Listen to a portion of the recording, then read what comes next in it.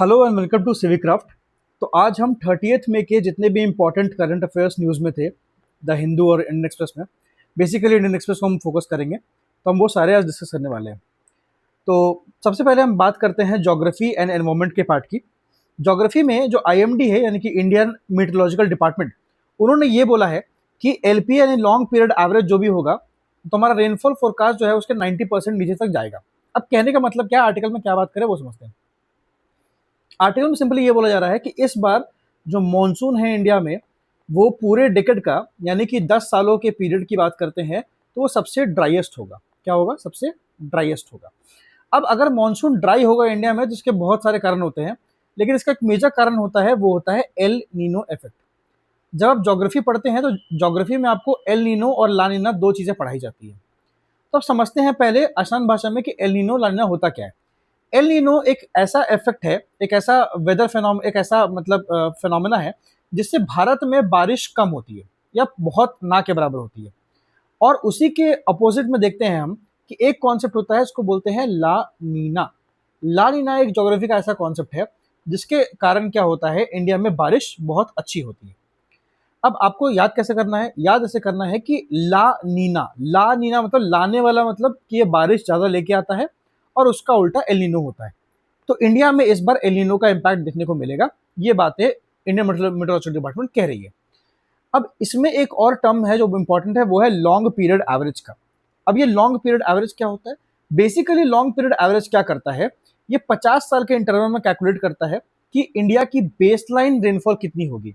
यानी कि इंडिया की जो बेसलाइन रेनफॉल है वो 89 सेंटीमीटर पे इसने बताई है कि जून से सितंबर तक जो बारिश होगी उसमें बेसलाइन रेनफॉल 89 सेंटीमीटर की होगी, ये बोला जा रहा है। और ये नॉर्मल रेनफॉल की बात कर रहे हैं हम। एल नीनो में क्या बोला जा रहा है, आईएमडी क्या बोल रही है कि इस बेसलाइन रेनफॉल से भी 90% तक नीचे गिरावट देखने को मिल सकती है हमें रेनफॉल में इस साल। तो ये सारे बात की जा रही है सीवियर ड्राई मानसून के बारे में। अब एल नीनो क्या होता है वो आप एक बार बुक से रीड कर लीजिएगा। और हम बात करते हैं इंडियन ओशन डाइपोल की। अब इंडियन ओशन डाइपोल भी एक बहुत इंपॉर्टेंट फैक्टर है जो इंडिया में रेनफॉल के लिए माना जाता है।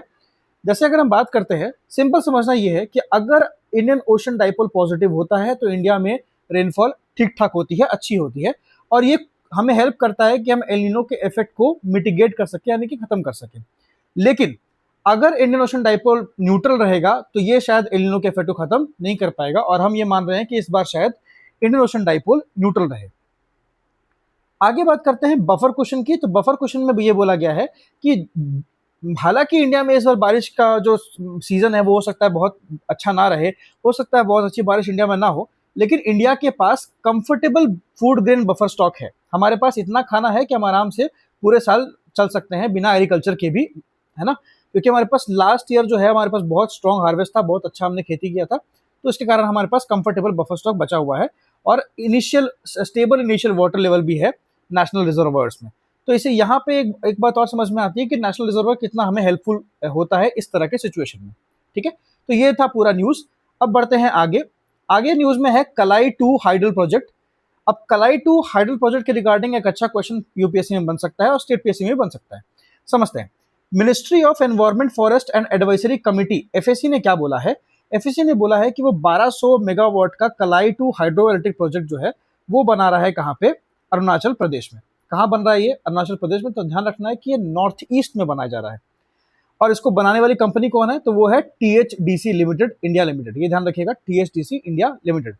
ओके। और ये किस रिवर पे है? तो ये लोहित रिवर पे है। लोहित एक रिवर है जो कि ट्रिब्यूटरी है ब्रह्मपुत्र सिस्टम की। अब आपको इतना ध्यान होगा कि अगर ये इंडिया है तो इंडिया के नॉर्थ ईस्ट में आप देखोगे यहाँ से ब्रह्मपुत्र बहती है और वो इस तरह से इंडिया में एंटर करती है। तो जब ब्रह्मपुत्र इंडिया में एंटर करती है तो उसके एक ट्रिब्यूटरी है, इसका नाम क्या है? लोहित है। तो लोहित नदी पे कलाई 2 हाइडल प्रोजेक्ट को बनाया जा रहा है। अरुणाचल प्रदेश में ये प्रोजेक्ट है और ये 1200 मेगावाट का है। इतना ध्यान रखना है। अब ये देखिए, ये जो फैक्ट्स है ना, कितना रुपए का लागत है वगैरह, ये सब एग्जाम में नहीं आता है, तो हम इस पर फोकस नहीं करेंगे नाउ। अब इसमें क्या एनवायरमेंटल इम्पैक्ट है और कंसर्न है? तो कंसर्न ये है कि अगर ये प्रोजेक्ट बनाया जाता है तो इस प्रोजेक्ट को बनाने के कारण क्या होगा, जो 638 हेक्टेयर्स का जो डेंस फॉरेस्ट कवर है वो खत्म हो जाएगा। मतलब 638 हेक्टेयर का जो डेंस फॉरेस्ट कवर अरुणाचल में है वो खत्म हो जाएगा।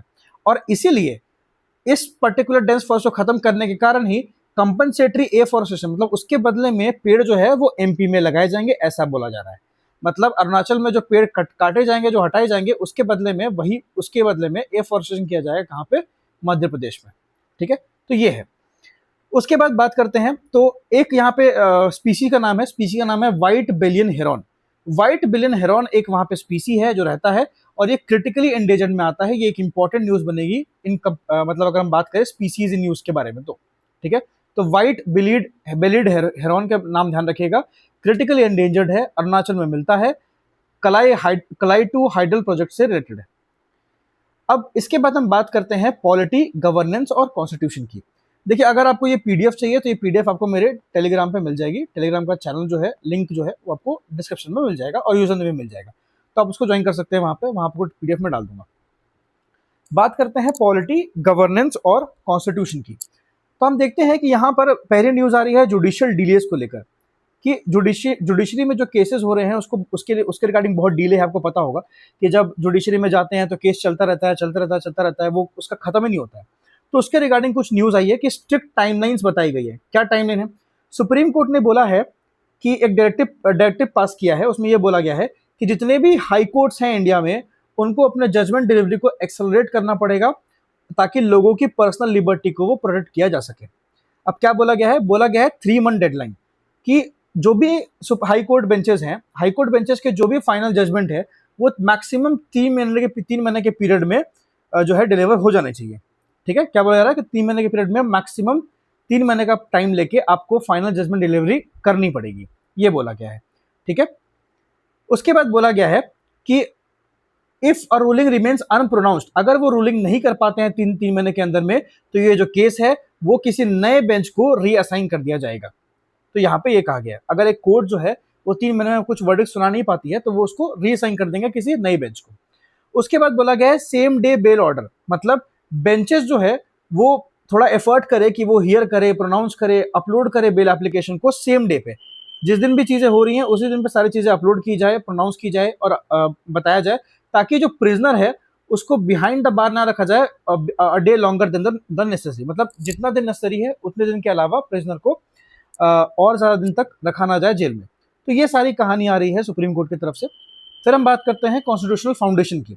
तो इसमें यही बोला गया है कि भाई सिटीजन की फंडामेंटल राइट इंपॉर्टेंट है, तो उसकी पर्सनल लिबर्टी को बचाने के लिए ये जो सिस्टम है वो लाया गया, ध्यान रखिएगा। उसके बाद बात करते हैं इलेक्टोरल पर्जेस इन बिहार। अब बिहार इलेक्शन में क्या हो रहा था वो समझते हैं। बिहार इलेक्शन में हुआ ये कि जो इलेक्टोरल रोल है बिहार का, उसमें से कुछ लोगों को निकालने की बात की गई, कि जो लोग कुछ लोगों को रिमूव किया जाए। अब रिमूवल की बात करते हैं तो गवर्नमेंट एक डायलेमा में फंस गई। डायलेमा क्या है कि या तो गवर्नमेंट एक काम कर सकती है कि वो स्ट्रिक्ट इलेक्टोरल वेरिफिकेशन कर ले और जो भी मतलब वैलिड लोग नहीं उनको बाहर निकाल दे, या फिर गवर्नमेंट फुल डेमोक्रेटिक इंक्लूजन करे और सबको इंक्लूड करे। अब हो क्या रहा है वो समझते हैं। बिहार में क्या हुआ कि लगभग 60% जो नाम है उनको डिलीट कर दिया गया था, और वो बिलोंग करते हैं वुमेन को। ठीक है, 60% जो लोग हैं जिनका नाम डिलीट किया गया उसमें से बहुत सारी वुमेन है, और उसके बाद वैसे लोग हैं जो माइग्रेंट वर्कर्स है और माइनॉरिटी ग्रुप को बिलोंग करते हैं, मतलब इम्पॉवरिश्ड बेल्ट से बिलोंग करते हैं, who lacked the 11 legally prescribe paper work documents. मतलब ऐसे लोग जो बहुत गरीब हैं बेचारे, जो माइग्रेंट वर्कर्स हैं, जिनके पास पेपर वर्क नहीं है, और जो वुमेन है, तो इन सारे कैटेगरी के लोगों को का नाम जो है मैक्सिमम जो है डिलीट कर दिया गया इलेक्टोरल रोल से। तो लगभग 60% ऐसे लोग थे। तो वही कहा जा रहा है कि या तो, अब इसमें क्या है, ये तो सही बात नहीं है कि अपने वुमेन का नाम हटा दिया, अपने उन लोगों का नाम हटा दिया जो माइग्रेंट वर्कर्स थे। तो इसीलिए बोला जा रहा है कि गवर्नमेंट डायलेमा में है कि या तो वो स्ट्रिक्ट इलेक्टोरल वेरिफिकेशन करे, या फिर सबको मौका दे कि वो इलेक्शन में पार्ट ले पाए। तो यहाँ पे थोड़ा सा ये बिहार का कॉन्सेप्ट है। उसके बाद हम बात करते हैं डिलिमिटेशन लेआउट। अब आपको पता होगा कि वोटिंग के लिए लोकसभा में बहुत सारे ऐसे कॉन्स्टिट्यूंसीज होते हैं, तो जो कॉन्स्टिट्यूंसी होती है वो डिलिमिटेशन कमेटी के द्वारा बनाई जाती है। अब यहाँ पे केस क्या आ रहा है, अर्बन वोटर प्रॉब्लम क्या है? प्रॉब्लम ये है कि अर्बन एरियाज में जो जगह है, जो एरियाज है, जो बूथ है, वो बहुत ओवर क्राउडेड है। तो यहाँ पे बोला गया है कि लोकसभा जो है अपनी ग्रोथ प्रोजेक्ट कर रही है कि वो 543 से 816 सीट्स तक इस बार बढ़ सकती है नेक्स्ट सेंसस में। ठीक है, ये बात की गई है। अब क्या किया जाएगा, इसके रिगार्डिंग रिफॉर्म प्रपोज किया गया है कि हमें क्या करना पड़ेगा, हमें जो मल्टी मिलियन इलेक्टर वोटिंग सर्कल है, जो बड़े बड़े सर्कल्स हैं, उनको कॉम्पैक्ट और छोटे यूनिट में तोड़ना पड़ेगा। लगभग 9% पर सेगमेंट को के हिसाब से तोड़ना पड़ जाएगा। तोड़ने के कारण क्या होगा, तोड़ेंगे तो क्या होगा, it will be easy for people to vote. ठीक है, और हमें अर्बन वुमेन को एंगेज करना पड़ेगा, क्योंकि हमने ये देखा है कि जो वुमेन है अर्बन अर्बन प्लेसेस की, वो इसमें वोटिंग में पार्टिसिपेट नहीं करती है, उनका पार्टिसिपेशन बहुत लो है। तो उनको एंगेज करना है कि जो वुमेन है सिटीज में रहती है वो भी इलेक्शन में पार्टिसिपेट करे, और उसके लिए वुमेन ओनली पोलिंग बूथ लाए जाएंगे, मतलब ऐसा पोलिंग बूथ जिसमें सिर्फ महिलाएं ही वोट दे सकती हैं, और कम्युनिटी नेटवर्क डेवलप किए जाएंगे। तो ये सारा डिलिमिटेशन लेआउट के रिगार्डिंग न्यूज था। उसके बाद हम बात करते हैं एसटी स्टेटस डीलिस्टिंग डिमांड। अब इसमें क्या हो रहा है वो समझते हैं। देखिए, शेड्यूल ट्राइब का स्टेटस बहुत लोगों को मिला हुआ है, तो जो लार्ज स्केल ट्राइबल असेंबलीज हैं वो न्यू दिल्ली में ये बोल रहे हैं कि उन सारे ट्राइबल इंडिविजुअल्स को इसमें से हटाया जाए, जो ये एसटी का फायदा उठा रहे हैं उनको इसमें से हटाया जाए, जो लोग कन्वर्ट हो चुके हैं, जो कन्वर्टेड हैं। अब इसमें क्या क्या लीगल कोर है वो समझते हैं। एक्चुअली क्या है, प्रोपोनेंट्स ये बोल रहे हैं कि ऐसे इंडिविजुअल्स जो क्रिश्चियनिटी में कन्वर्ट हो चुके हैं या इस्लाम में कन्वर्ट हो चुके हैं, और वो उन्होंने अपना ट्रेडिशनल कस्टम यानी कि जो ट्राइबल कस्टम्स होते हैं उनको कंप्लीटली छोड़ दिया है, उन सबको एसटी रिजर्वेशन का बेनिफिट नहीं मिलना चाहिए। सिंपली क्या बोला जा रहा है कि ऐसे लोग, ऐसे ट्राइब, जो ऐसे इंडिविजुअल्स जो क्रिश्चियनिटी और इस्लाम में कन्वर्ट हो गए हैं और जिन लोगों ने अपना ट्रेडिशनल कस्टम को छोड़ दिया है कंप्लीटली, है ना, उन लोगों को एसटी रिजर्वेशन में नहीं मिलना चाहिए, ये बात हो रही है। ओके, और इसके लिए उन्होंने बोला है कि हम चाहते हैं कि अमेंडमेंट हो आर्टिकल 342 में। तो अब इसका कॉन्स्टिट्यूशनल बैकग्राउंड समझते हैं कि बात क्या हो रही है। एक्चुअली क्या है, शेड्यूल कास्ट ऑर्डर 1950 को हम देखते हैं, ये इंपॉर्टेंट है। 1950 को हम देखते हैं तो ये क्लियरली बार करता है कि जितने भी नॉन हिंदू हैं, नॉन सिख है, नॉन बुद्धिस्ट है, इनको कोई भी एससी बेनिफिट्स नहीं मिलेगा। ठीक है, सिंपल सी ये बात है। और सुप्रीम कोर्ट ने बोला कि अभी हम सिर्फ इसके बेसिस पे कि वो कन्वर्ट हो चुके हैं, इसके बेसिस पे उनको एसटी रिजर्वेशन बेनिफिट नहीं दें, ये गलत है। तो पहले इस पे चेक किया जाएगा, इंडिविजुअली चेक किया जाएगा कि क्या करना है क्या नहीं करना है। तो अभी एक न्यूज मतलब पूरी कंप्लीट नहीं है, बस ध्यान रखिएगा ये किस्सा चल रहा है गवर्नमेंट में। आर्टिकल 342 क्या होता है, प्रेसिडेंट के पास पावर है कि वो आइडेंटिफाई कर सकते हैं कि कौन एससी है कौन नहीं, ऐसा करके। इसको प्रॉपरली एक बार रीड कर लीजिएगा, मेरा सजेशन है। अब हम बात करते हैं इकोनॉमी, साइंस एंड टेक्नोलॉजी की न्यूज की। तो इसमें आपको इन्फ्लेशन रेट देखने को मिलता है, एक न्यूज आई थी इन्फ्लेशन रेट, अफोर्डेबिलिटी टू कुछ टर्म्स है, वो रीड कर लीजिएगा आप। हम बात करते हैं अफोर्डेबिलिटी गैप की। तो क्या बात हो रही है, बात ये हो रही है कि इवन दो आरबीआई जो है, रिजर्व बैंक ऑफ इंडिया, वो हमारा हेडलाइन इन्फ्लेशन रोकने में कामयाब रहा, लेकिन फिर भी हम देखते हैं कि कोई बहुत ज्यादा फायदा देखने को मिल नहीं रहा है। अब ऐसा क्यों हो रहा है वो समझते हैं। सिटीजन्स अभी भी कॉस्ट ऑफ लिविंग स्ट्रेन को फॉलो मतलब कि फेस कर रहे हैं, मतलब अभी भी जो लिविंग कंडीशन है या लिविंग में जो पैसा खर्च हो रहा है अभी भी बहुत ज़्यादा हो रहा है उनके हिसाब से। उसके बाद जो पीरियोडिक लेबर फोर्स सर्वे है, पीएलएफएस है, उसका डेटा रिवील करता है कि 2018 के बाद से 2018 से हम देखते हैं कि जितने भी सैलरीड इंडिविजुअल है और सेल्फ एम्प्लॉयड लोग हैं या माइक्रो वेंडर्स है, have seen their real income fall far behind the cumulative asset pricing। इसका मतलब क्या है कि उनकी रियल इनकम अभी भी बहुत ज़्यादा अच्छी नहीं है, और ये 2018 से हम ये ट्रेंड देख रहे हैं। और ये किसका डेटा बता रहा है, ये बता रहा है पीरियोडिक लेबर फोर्स सर्वे, ध्यान रखिएगा। फिर उसके बाद एक न्यूज़ है कि इंडिया की जो रियल जीडीपी ग्रोथ है उसकी एक्सपेक्टेशन आरबीआई कितनी बोल रही है कि इस बार 6.9% का हमारा एक्सपेक्टेशन है कि इंडिया की जीडीपी ग्रो करेगी। ओके, और इसमें भी हम बात करते हैं कि लेकिन फिर भी हम देखते हैं कि बहुत सारे एक्सटर्नल सप्लाई प्रेशर है। जैसे आप देखोगे क्रूड ऑयल का वैल्यू बढ़ा जा रहा है, ठीक है, फर्टिलाइजर का दाम बढ़ रहा है, तो इसके हिसाब से हम देखते हैं कि 6.9% अचीव करना हो सकता है थोड़ा डिफिकल्ट हो जाए। तो ये सारी बात न्यूज में की जा रही है। आगे हम बात करते हैं social security for gig workers. Actually देखा जाए तो ये बहुत टाइम से न्यूज में है कि जितने भी गिग वर्कर्स हैं, गिग वर्कर्स की जो पॉपुलेशन है वो बहुत ज़्यादा बढ़ रही है, और क्योंकि पॉपुलेशन बढ़ रही है तो इनके लिए भी सोशल सिक्योरिटी होनी चाहिए। जैसे पेंशन का एक स्कीम होना चाहिए, ठीक है, उसके बाद इंश्योरेंस होनी चाहिए।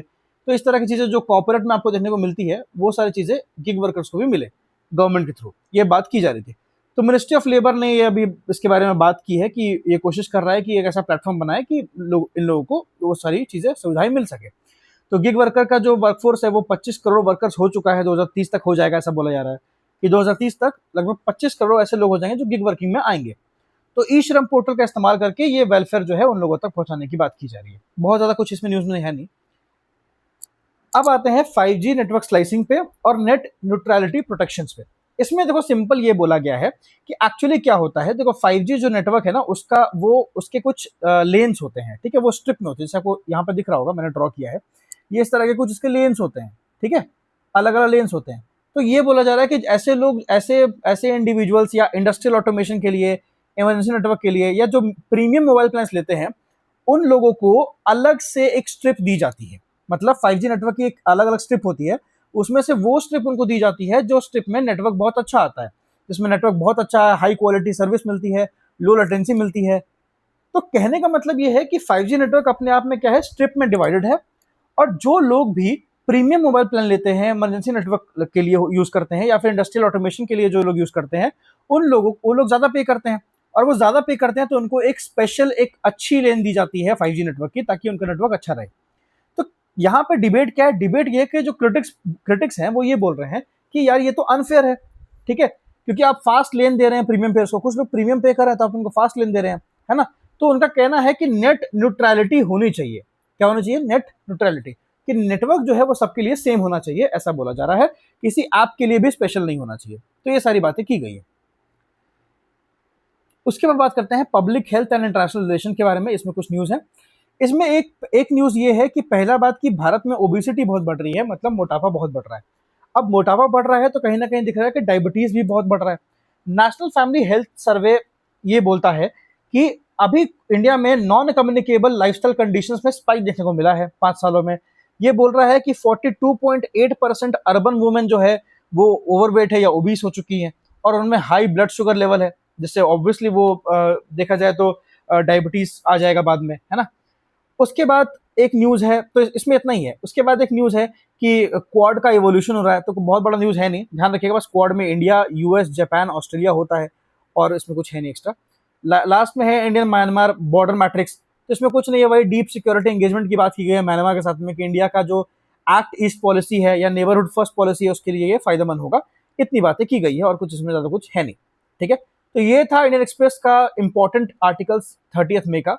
देखो एक्चुअली एक दिन लेट आता है ये मेरा लेक्चर जो है, क्योंकि मुझे थोड़ा टाइम नहीं मिल पाता है, बट आप एक दिन लेट ही सही, बट मैं आपको क्वालिटी कंटेंट दूंगा जो इंपॉर्टेंट है यूपीएससी के पर्सपेक्टिव से और स्टेट पीएससी के पर्सपेक्टिव से, ठीक है। तो अगर आपको लेक्चर पसंद आया तो do like and subscribe. Thank you.